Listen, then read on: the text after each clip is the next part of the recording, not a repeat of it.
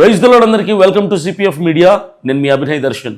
ఇప్పటి వరకు రాజకీయాల్లో క్రైస్తవులమైన మనమందరం Christians, Muslims, SC, ST, BC బడుగు బలహీన వర్గాల ప్రజలందరూ రాజకీయాల్లో కేవలం ఓటర్లుగా మిగిలిపోయారు. మనమంతా ఓటర్లమే.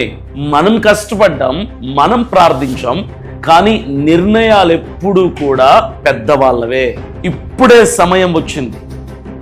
రాజకీయాల్లో క్రైస్తవుడి శక్తి ఏంటో చూపించాల్సినటువంటి సమయం రానే వచ్చింది. నేను ఒకటే చెప్తున్నాను, క్రైస్తవులమైన మనకు తెలిసింది సహనం, ప్రేమ, ఓర్పు, విశ్వాసం, ప్రార్థించడం. ఇవి మాత్రం మనకు తెలుసు. కానీ ఇప్పుడు ఆ ప్రేమ, విశ్వాసం, ఓర్పుతో పాటుగా సమాజానికి, రాష్ట్రాలకి సేవ అందించాల్సిన సమయం వచ్చింది. రాజకీయ అరంగేట్రం చేయాల్సిన అవసరం వచ్చింది. అసెంబ్లీ వైపుకు అడుగులేయాల్సినటువంటి సమయం వచ్చింది. క్రైస్తవుడు సమాజానికి న్యాయం చేయగలిగినటువంటి అవసరత కూడా వచ్చింది. ప్రతి దశలో మన క్రైస్తవ కమ్యూనిటీ విమర్శించబడింది, కానీ ఏ నాయకుడు, ఏ ప్రభుత్వం మనకు న్యాయం తీర్చలేదు. మిషనరీస్, క్రైస్తవ మిషనరీస్ దేశానికి ఎంతో చేశారు. హాస్పిటల్స్, స్కూల్స్, కాలేజెస్ వీటన్నిటిని తీసుకొచ్చి సమాజానికి, భారతదేశానికి ఎంతో సర్వీస్ చేశారు. కానీ సభలలో ఎక్కడ కూడా క్రైస్తవుడి గళం వినిపించలేదు, పెద్దవాళ్ళ గళం మాత్రమే వినిపించింది. ఇప్పుడు మనం ఒక నిర్ణయం తీసుకోవాలి. క్రైస్తవులమైన మనం ఒక నిర్ణయానికి రావాలి. క్రైస్తవులు మాత్రమే కాదు, క్రిస్టియన్, ముస్లిం, ఎస్టీ, మైనారిటీస్, బడుగు బలహీన వర్గాలైనటువంటి సామాన్య ప్రజల కొరకు, సామాన్య ప్రజలకు ఒక నాయకుడు కావాలి, ఒక పార్టీ కావాలి. అది పొలిటికల్ పార్టీ అవ్వాలి.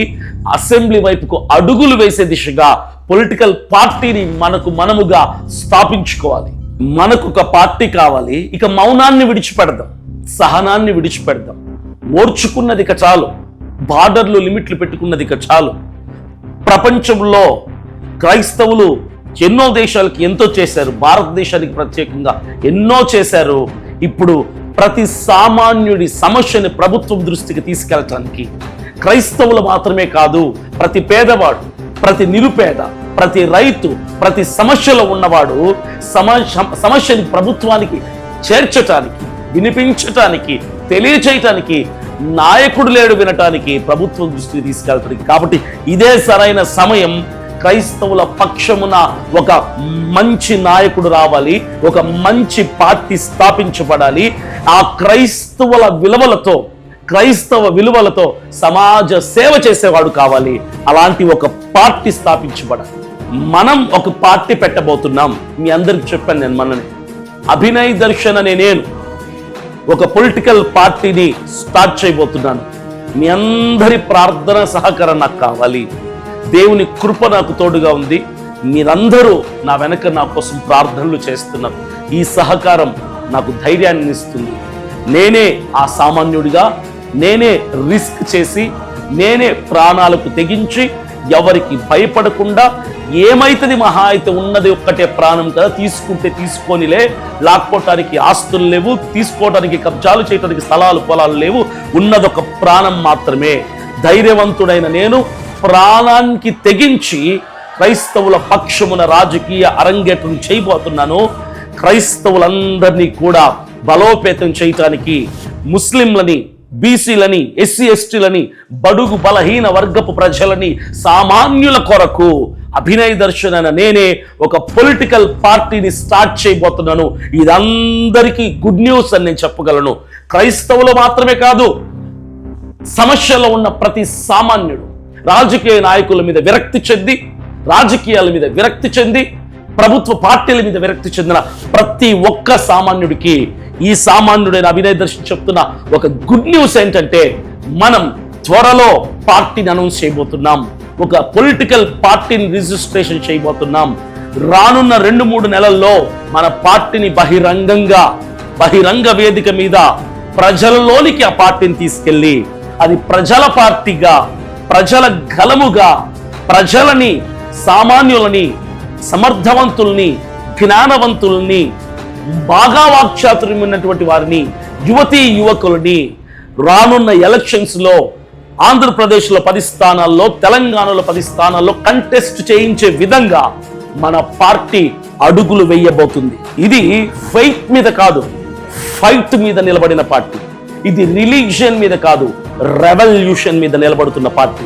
మనం దేశాన్ని విడగొట్టడం కాదు, చీల్చటం కాదు, దేశం మొత్తానికి సేవ చేసే అవకాశం ఇవ్వమని అడగటం. మనం ఎవరికి వ్యతిరేకం కాదు, కానీ మన దేశ సమాజం ప్రజల కోసం మన గళాన్ని సామాన్యుల పక్షముగా మనమే విప్పాలి, మనమే వినిపించాలి. ఎన్నికల్లో, విధానాల్లో, ప్రభుత్వ నిర్ణయాల్లో మన క్రైస్తవుల గళం, కంఠం మోగాలి. ఇప్పటి వరకు మనం ఎన్నో సంవత్సరాలుగా పాత నినాదాలు, ప్రమాణాలు, వాగ్దానాలు విన్నాం, కానీ ఇప్పుడు మనం పెట్టబోతున్న పార్టీ ద్వారా మన నినాదం కొత్తగా సామాన్యుడి హృదయంలో చొచ్చుకుపోయేలాగా ఉండాలి. సేవే మన రాజకీయ పంద. ఫెయిత్ టు ఫ్యూచర్, విశ్వాసముతో, ప్రేమతో ఒక ఉద్యమంలా సామాన్యుల కోసం మనం ఒక పార్టీని మొదలుపెట్టి అసెంబ్లీ వైపుకు అడుగులు వేద్దాం. ఈ పొలిటికల్ పార్టీ అభినయ్ దర్శన్ ఎక్కడ మొదలు పెడుతున్నారనే కదా మీ డౌట్. ఈ పార్టీ ఇక్కడే, ఇప్పుడే మన మనసుల్లో, మన ఆలోచనలో, మన హృదయాల్లో, మన తలంపుల్లో, మన చేతుల్లోనే, మన ఇంటిలోనే, మన కుటుంబంలోనే, మనలో నుంచే మొదలవుతుంది. మనము చిన్న వాళ్ళమని తక్కువ చేసి చూసే రోజులు పోయాయి. ఇప్పుడు సమాజానికి మనమే చెప్పాలి, మనమే మార్పు, మనమే శక్తి, మనమే భవిష్యత్, మనదే విజయం. ఇది క్రైస్తవ రాజకీయ శక్తి పుట్టుక. ఇది కొత్త అరంగేట్రం, కొత్త ఆరంభం, కొత్త ఆశ. మన పిలుపు చాలా క్రిస్టల్ క్లియర్ గా, చాలా పర్ఫెక్ట్ గా, చాలా స్పష్టంగా ఉంది. From prayer to power, from faith to future. కొందరు తెలివి తక్కువ వాళ్ళు, లేదా మిడిమిడి జ్ఞానం ఉన్న వాళ్ళు, లేదంటే మన వల్ల కాదు అని భయపడుతున్నటువంటి భయస్థులు క్రైస్తవ సమాజంలో, క్రిస్టియన్ కమ్యూనిటీలో ఉంటూ ఏం మాట్లాడుతున్నారంటే క్రైస్తవులకి రాజకీయాలు తగవు అని రాజకీయాన్ని బూచి చేసి చూస్తున్నారు. అలాంటి వాళ్ళందరికీ నా సమాధానం, నా ప్రశ్న ఒకటే. అసలు సమాజానికి సేవని పరిచయం చేసింది మన క్రైస్తవులు సార్.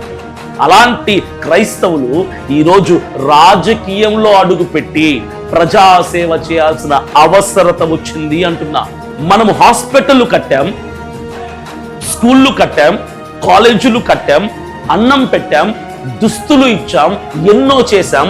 ఇప్పుడు నాయకత్వం కూడా ఇవ్వాల్సిన టైం వచ్చింది. ఎన్నికల సమయంలో ప్రతి నాయకుడు, ప్రతి పార్టీ వాడు మన కాళ్ళ దగ్గర కూర్చొని కాళ్ళు పట్టుకొని 2 చేతులు ఎత్తి దండం పెట్టి ఓటు అడుగుతాడు. కానీ గెలిచిన తర్వాత, గద్దెక్కిన తర్వాత నిర్ణయాల విషయంలో కానీ, ఒక తీర్మానాల విషయంలో కానీ ఎక్కడ కూడా ఓటర్ల సలహాలు, సూచనలు తీసుకునే ఆలోచన కూడా ఈ నాయకులకు ఉండదు. Enough is enough. గతం జరిగిన దాన్ని తిరిగి తీసుకురాలి. భవిష్యత్తు మాత్రం మన చేతుల్లో ఉంది. ఇప్పుడు నేను ఒకటే చెప్తున్నా, మనమే ఒక పార్టీ పెడుతున్నాం, మనమే ఒక పార్టీతో వద్దాం. ఇది కేవలం క్రైస్తవుల పార్టీనా అంటే కాదు, క్రైస్తవులలో నుంచి పుట్టిన పార్టీ. కానీ క్రైస్తవులకు మాత్రమే పరిమితమయ్యే పార్టీ కాదు.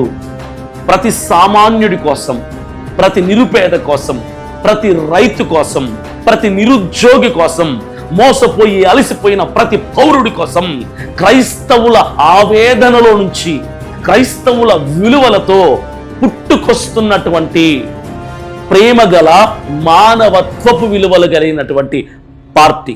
ఇది న్యాయం కోరే ప్రజల పార్టీ.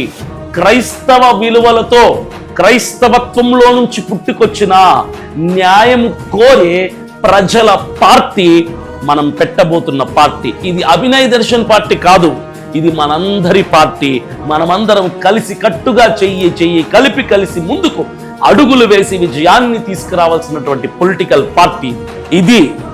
ఇక్కడ మనం పార్టీ అనౌన్స్ చేసిన తర్వాత ఒక మార్పు ప్రభంజనం తీసుకురాబోయే ఒక ఉద్యమం లాంటిది పొలిటికల్ పార్టీ. మనకు హక్కుంది మాట్లాడడానికి, మనకు హక్కుంది ప్రజలను పాలించటానికి, మనకు హక్కుంది ఎమ్మెల్యేలుగా, ఎంపీలుగా, సర్పంచులుగా, జెడ్పీటీసీలుగా, ఎంపీటీసీలుగా కంటెస్ట్ చేయటానికి మనకు హక్కుంది, పోరాడటానికి హక్కుంది, ఉద్యమం చేయటానికి హక్కుంది. ఒక నేషనల్ పొలిటికల్ పార్టీ పెట్టడానికి మనము కేవలం ప్రార్థించే వాళ్ళమే అనుకుంటున్న ప్రజలందరికీ నేను ఒకటి చెప్తున్నా, క్రైస్తవ సమాజమా, మనం కేవలం ప్రార్థనకు మాత్రమే పరిమితం అవ్వకూడదు. ప్రార్థించే మనం మార్పు తీసుకొని రాగలము అని సమాజానికి తెలియచేద్దాం. ప్రార్థించే క్రైస్తవుడు సమాజంలో మార్పుకు కూడా దోహదపడగలడు అని నిరూపిద్దాం.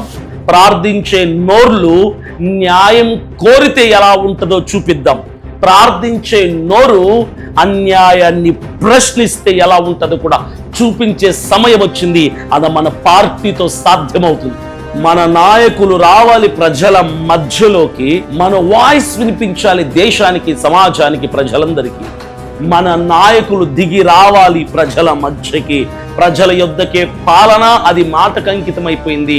పాలకులు దిగి రావాలి ప్రజలను పరిపాలించటానికి, ప్రజల మధ్యలోకి, నడి వీధుల్లోకి. ఇక మౌనం కాదు, సహనం కాదు, సైలెన్స్ కాదు. మనమే బలం, మనమే గలం, మనమే ధైర్యం. మనమే ఒక సైన్యంగా ఈ పొలిటికల్ పార్టీతో ముందుకు వెళ్ళబోతున్నాం. క్రైస్తవ శక్తి, క్రైస్తవ సేవతో శాసించే వాడిగా ఎదగబోతున్నాం. మనం కేవలం ఆరాధికులం మాత్రమే కాదు, మనము నాయకులుగా అసెంబ్లీలో కుర్చీలో కూర్చోవాలి.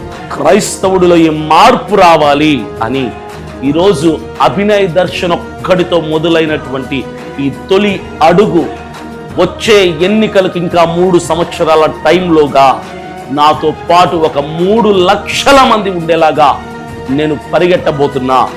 మీరు చెయ్యి కలపండి. అభినయ్ దర్శన్ అనే ఒక సామాన్యుడు, నేను మీలో ఒకని, నేను ఒక సామాన్యుడు, నేను ఒక మధ్యతరగతి కుటుంబానికి చెందినవాడిని. నాకు ఓటు హక్కు వచ్చిన తర్వాత 2 సార్లు నేను ఓటేసా. ఏ పార్టీకి వేసావు, ఏ నాయకుడికి వేసావు నన్ను అడిగితే నేను ఎప్పుడు చెప్పలే, ఇప్పుడు చెబుతున్నాను. నేను మన మీడియాలో చూస్తున్నటువంటి ప్రజలందరికీ, నేను 2 సార్లు ఓటేసింది నోటాకేసా. ఎందుకో తెలుసా? నాకు రాజకీయ నాయకుల మోసాలు నచ్చలా, రాజకీయ పద్ధతి నచ్చలా. ప్రజలకు హామీలు ఇచ్చి, మాటలు ఇచ్చి, ఫోటోలు తీసుకొని ఎన్నికలైపోయిన తర్వాత గద్దె ఎక్కి, అందలం ఎక్కి, మాట ఇచ్చిన వాగ్దానాన్ని మరిచిపోయే నాయకులకు ఓట్లేయాల్సిన అవసరం లేదు.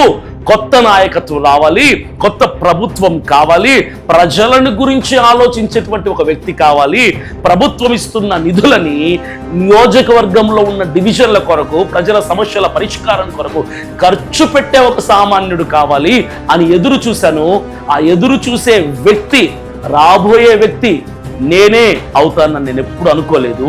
ఇది దేవుని యొక్క మహాసంకల్పం అనుకుంటున్నా. ఈరోజు ఆ సామాన్యుడిగా, ప్రజలకు న్యాయం చేసే వ్యక్తిగా, నేను ప్రజలకు పెట్టేది నా సొంత డబ్బు కాదు, ప్రభుత్వం ఇచ్చే డబ్బు దాచుకోకుండా, దోచుకోకుండా ప్రభుత్వం ఇచ్చిన నిధులని ప్రజలకి, నియోజకవర్గానికి ఖర్చు పెడితే చాలదా? ప్రజలకు న్యాయం జరగదా అని అడుగుతున్నా.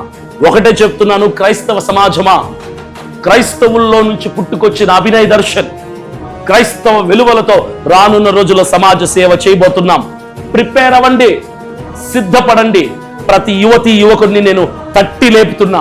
ప్రతి క్రైస్తవుడు, ఎవరైతే మీలో సమర్థవంతులు ఉన్నారు, జ్ఞానవంతులు ఉన్నారు, వాక్చాతుర్యం కలిగిన వాళ్ళు ఉన్నారు, మంచి వాయిస్ కలిగిన వాళ్ళు ఉన్నారు, మంచి తలాంతులు కలిగిన వాళ్ళు ఉన్నారు, మంచి విద్య ఉన్న వాళ్ళు ఉన్నారు, ఇలాంటి వాళ్ళందరికీ అవకాశం ఇవ్వబోతున్నాం. మన పార్టీ తరపున ఆంధ్రప్రదేశ్లో 10 నియోజకవర్గాల్లో మనం కంటెస్ట్ చేయబోతున్నాం. తెలంగాణలో 10 నియోజకవర్గాల్లో మనం కంటెస్ట్ చేయబోతున్నాం. అరే, నీ ఒక్కడితో మొదలైంది, ఇదే సాధ్యమేనా అంటే సాధ్యమే. నా దేవుడికి అసాధ్యమైంది ఏది లేదు. I am a Indian Christian. నేను భారతీయుణ్ణి, భారత క్రైస్తవుణ్ణి, క్రైస్తవుల పక్షముగా నిలబడుతున్న వాడిగా చెప్తున్నా. ఈ పార్టీ క్రైస్తవులకు మాత్రమే అంకితం కాదు, క్రైస్తవ విలువలతో సామాన్యులకి క్రైస్తవుడు అంటే ఏంటో నిరూపించేటువంటి పొలిటికల్ పార్టీ, క్రైస్తవుడు సమాజాన్ని ఎంత ప్రేమిస్తాడో చూపించేటువంటి పొలిటికల్ పార్టీ, క్రైస్తవుడు సమాజానికి క్రైస్తవ మిషనరీలు ఏమి చేశారో అవన్నిటిని కూడా మరలా సేవా రూపంలో అందించబోయేటువంటి పొలిటికల్ పార్టీగా నేను ముందుకు వస్తున్నాను. నేను వస్తున్నా నీ తోబుట్టువుగా, నీ ఇంటి బిడ్డగా, సామాన్యుల గలముగా, చరిత్రను తిరగరాసే గలముగా, మీ ధైర్యముగా, ఓ సైన్యముగా అన్యాయాన్ని ప్రశ్నించటానికి ఒక పొలిటికల్ పార్టీతో ముందుకొస్తున్నానో సిద్ధంగా ఉండండి నాతో చెయ్యి కలపటానికి. మీ ఒపీనియన్, మీ అడ్వైస్, మీ సజెషన్స్ అన్ని కూడా కామెంట్ బాక్స్ లో తెలియపరచండి. Thank you. మీ అభినయ్ దర్శన్.